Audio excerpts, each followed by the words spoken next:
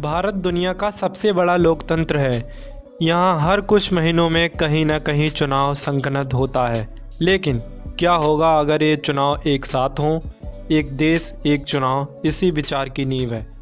एक देश एक चुनाव का मतलब है कि लोकसभा और सभी राज्यों की विधानसभा चुनाव एक साथ कराए जाएं। ये विचार समय और संसाधनों की बचत और बेहतर शासन की दिशा में एक बड़ा कदम माना जा रहा है। हम देखेंगे कि एक चुनाव से क्या क्या फ़ायदे हो सकते हैं। पहला, खर्च में भारी कमी होगी।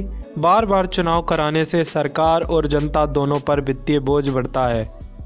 दूसरा, स्तर शासन। बार बार आचार संहिता लागू होने से विकास कार्य रुक जाते हैं।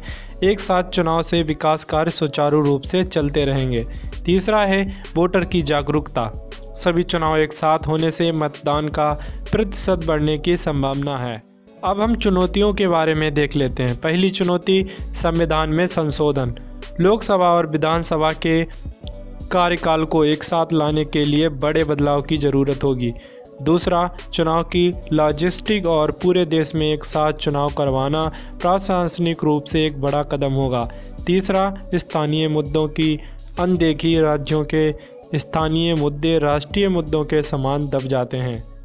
एक देश एक चुनाव से लोकतंत्र को एक नई दिशा मिल सकती है, लेकिन इसके लिए गहन विचार विमर्श और योजना की आवश्यकता है। एक देश एक चुनाव एक क्रांतिकारी विचार है जो भारत की राजनीति और प्रशासन को नई दिशा दे सकता है, लेकिन इसके लिए सभी पक्षों का सहयोग और एक मजबूत योजना की आवश्यकता है।